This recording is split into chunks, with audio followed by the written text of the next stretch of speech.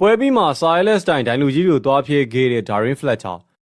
မန်ချက်စတာယူနိုက်တက်အသင်းက Brighton ကိုရှုံးနေပြီး FA Cup ကနေထွက်ခွာခဲ့ရတဲ့ပွဲပြီးမှာတော့ယာယီနီးပြ Darren Fletcher တယောက်ဒိုင်လူကြီး Simon Hoba ကိုဒေါသကြီးနဲ့ပေါက်ကွဲခဲ့တာကြောင့်မလို့ Silas Ferguson ရဲ့စိတ်ဓာတ်မျိုးပြန်လည်ပြီးတော့တွေ့မြင်ခဲ့ရပါတယ်။ Fletcher ပွဲပြီးမှာဒိုင်လူကြီးနဲ့အကြီးကျယ်စကားများခဲ့တယ်လို့အင်တာဗျူးမှာလည်းပဲဒိုင်ရဲ့ဆုံးဖြတ်ချက်ကညံပြင်းလို့နေလို့ပြက်ပြက်သားသားဝေဖန်ခဲ့ပါတယ်။အထူးသဖြင့်နာကျင်ချိန်ပုံ9မိနစ်ဆိုတာကနဲလွန်းတာနဲ့လူငယ်ကျယ်ပွေရှေးလာစီကိုနှဝါတနည်းနဲ့ထုတ်ပယ်ခဲ့တဲ့ပုံမှာသူကအကြီးကမကြည်မနှက်ဖြစ်နေရပါ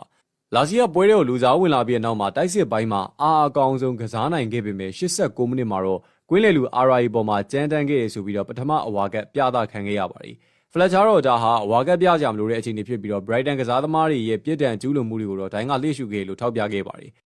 Darren Fletcher ရဲ့ဒိုင်လူကြီးပေါ်မှာအရှုံးမပေးပဲတုံ့ပြန်ခဲ့တဲ့လုပ်ရက်က Silas Ferguson ကစိတ်ဓာတ်မျိုးကိုပြန်လည်ပြီးတော့တန်းတာနေတဲ့ United ပရိသတ်တွေကြားထဲမှာတော့တကယ်ကိုထောက်ခံအားပေးမှုတွေရရှိခဲ့ပြီးတော့ပရိသတ်တွေကလည်းဒါကျွန်တော်မြင်ချင်နေတဲ့စိတ်ဓာတ်မျိုးပဲဗျအသင်းကမတရားခံနေရချိန်မှာနီးပြဒီလိုမျိုးရှေ့ကနေမမရက်တီပေးရမယ်လို့ Fletcher ရဲ့ရေးရမှုကိုချီးကျူးခဲ့ပါတယ်။ဒုတိယပရိသတ်တွေကလည်း Silas ကပုံစံမျိုးကိုပြန်ပြီးတော့မြင်လိုက်ရတယ်လို့ပဲကွာ။ဒိုင်နီရဲ့ညံပြင်းတဲ့ဆုံးဖြတ်ချက်တွေကိုဒီလိုပဲပြက်ပြက်သားသားတုံ့ပြန်ရမှာလို့ဆိုပြီးတော့ Ferguson ရဲ့မွေးနေ့ကိုပြန်မြင်ရတဲ့ပုံမှာကျေနပ်နေကြပါတယ်။နောက်ထပ်ပရိသတ်တွေကတော့လာစီလိုလူငယ်လေးကိုကာကွယ်ပေးတာတကယ်ကိုလေးစားဖို့ကောင်းတယ်။ Fletcher အသင်းသားတွေအတွက်တကယ်ကိုခေါင်းဆောင်ကောင်းတူပါလို့လူငယ်ကစားသမားပေါ်နီးပြကာကွယ်ပေးမှုတွေကိုထောက်ပြခဲ့ပါတယ်။တခြားပရိသတ်တွေကလည်း